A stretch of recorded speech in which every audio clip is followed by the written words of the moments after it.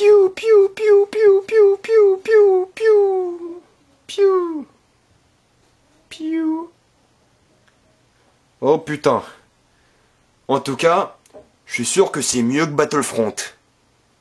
Oh oui, ça c'est sûr. Piou, piou.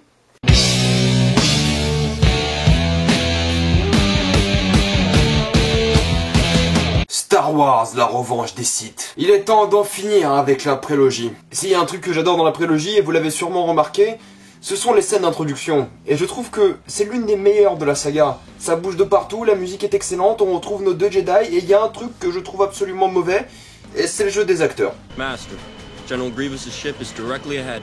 The one crawling with vulture droids. Ils n'ont vraiment pas l'air d'être dans une situation extrême. Obi-Wan et Anakin sont toujours excellents. Et c'est pour ça qu'Obi-Wan est mon personnage préféré de la saga. Il a toujours un commentaire à faire dans les pires moments. Sith Lords are our specialty. Et c'est un personnage qui sait se la jouer cool, tout en étant conscient de sa situation. C'est un personnage qui a montré une vraie détermination dans toutes ses sagas, que ce soit en affrontant Grievous ou en se sacrifiant pour sauver Luke. Et s'il y a un personnage qui mérite un spin-off, c'est bel et bien Obi-Wan. Même si j'adore Alec Guinness, quand je pense à Obi-Wan, je pense à Ewan McGregor dans La Revanche des Sith.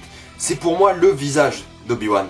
Même le combat contre Dooku est bien mieux chorégraphié que dans le précédent film. Et il y a de l'enjeu, c'est l'heure de la vengeance pour Anakin, et il y a un truc que j'adore voir dans Star Wars et que j'aimerais voir dans l'épisode 7. Du contact physique. Et c'est ce petit geste, juste ce tout petit geste qui a rendu le combat et son dénouement plus réaliste et plus immersif. Anakin tue Dooku, Palpatine commence à être un fils de pute, et même Hayden Christensen n'est pas insupportable. Ce qui me gêne, c'est le fait qu'on ait un nouveau méchant qui a perdu en 25 minutes toute crédibilité. Je veux dire, pourquoi fuir les Jedi? Pourquoi avoir l'air d'un lâche devant tes ennemis? Le design, la voix, sa collection de sabres, tout est réussi à propos de Grievous, sauf sa personnalité. Pourquoi ne te bats-tu pas, général? Dans Clone Wars, il est tellement badass. Dans La Revanche des Sith, il est juste bof. Palpatine est sauvé, il retourne sur Coruscant, Padmé est enceinte, et Général Grievous, c'était juste un vieux soumis. Je veux dire, parmi tous les méchants de Star Wars, Grievous avait l'air d'être le méchant qui avait le plus de motivation personnelle. Mais au fait non, c'est juste la victime de Palpatine. Ah, le dialogue, ça s'est pas amélioré cette histoire d'amour entre Anakin et Padmé, toujours aussi cucu et peu intéressant.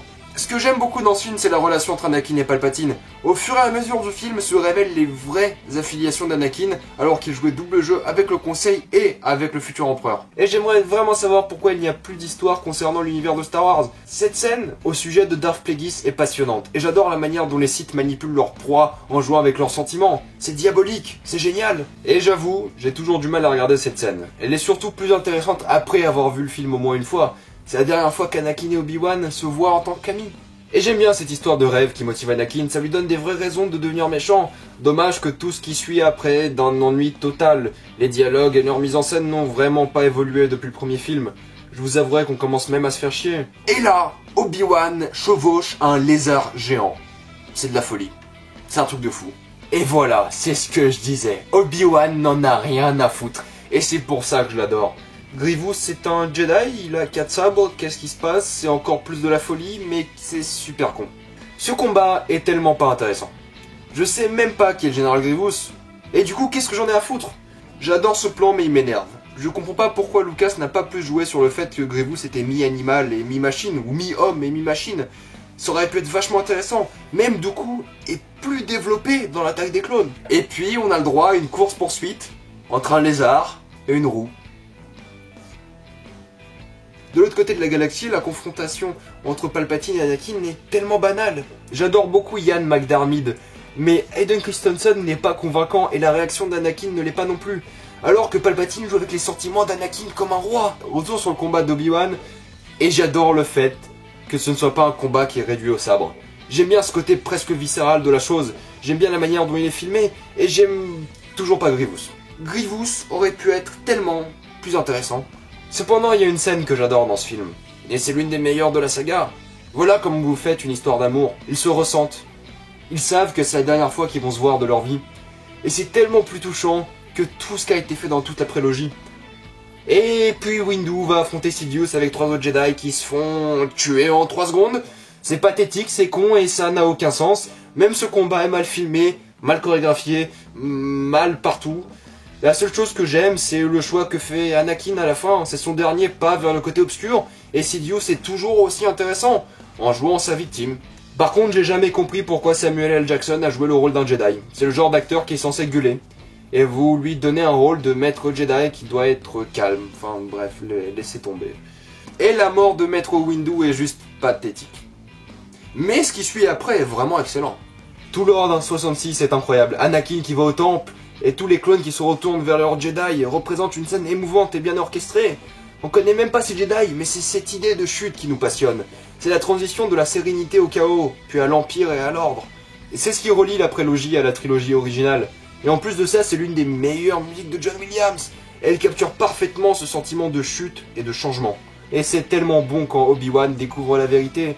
Et lui aussi doit faire un choix entre son devoir et ses sentiments. Et nous voilà déjà sur Mustafar. J'ai beaucoup de mal avec cette scène. Le dialogue entre Anakin et Padmé est encore une fois d'une profondeur impressionnante. Et Padmé meurt à cause d'un quiproquo, mais ce qui nous intéresse, c'est Obi-Wan contre Anakin. C'est le dénouement d'une saga, l'apprenti contre le maître, la tradition Star Wars qui arrive à sa fin. Et il danse. 3/4 des coups n'auraient même pas touché. Même la Corée main nue est nulle. Le combat avec Sidious et Yoda est juste trop répétitif, c'en est douloureux. Il y a de bons moments, et même s'il y a un vrai impact émotionnel entre les deux bons amis, il disparaît très vite par le fait que le combat dure 12 minutes. 12 putains de minutes. Je veux dire, c'est joli, il y a beaucoup de beaux plans, mais c'est pas intéressant. Ils font même mumu sur des lianes. Au moins, ce qui est bien, c'est que le discours d'Obi-Wan est vraiment émouvant. C'est exactement la conclusion que je voulais. C'est comme ça qu'il fallait arrêter la relation entre nos deux héros. Pas un putain de discours d'Obi-Wan. Et à partir de là, le film est grosso modo fini. Padmé meurt, Luke et Leia naissent, Dark Vador est né, et Obi-Wan s'exile sur Tatooine. Nous revoilà au point de départ. Et il y a une histoire de Qui-Gon Jinn qui ne sera jamais expliquée, mais pourquoi pas. La Revanche des Sith est le meilleur film de la prélogie Star Wars. Oui, la romance est complètement cucu, ça manque de dynamisme dans la mise en scène et les dialogues sont encore une fois très mauvais. Mais c'est un film qui est fortement plus appréciable que les autres. C'est un film qui au final, par son côté artistique, par son histoire, par les relations qu'il a développées au fur et à mesure de ces 3 derniers films, a réussi à faire un vrai lien avec la trilogie originale. Regardez la gueule d'Ivan McGregor et d'Alec Guinness. Oui, le général était nul, mais Palpatine était génial. Quand vous me dites la Revanche des Sith, je pense à l'Ordre 66. La scène entre Anakin et Padmé. Le discours d'Obi-Wan. C'est un film qui se rapproche beaucoup de la magie Star Wars, mais sans jamais l'atteindre. Il y a encore plein de problèmes. Et des problèmes qui datent de la menace fantôme, et qui n'ont absolument pas évolué. Ils sont encore là, et toujours là.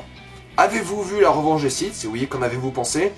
Abonnez-vous à la chaîne YouTube, suivez-moi sur Facebook et Twitter, et moi je vous dis à une prochaine fois pour le réveil de la Force. Salut à tous!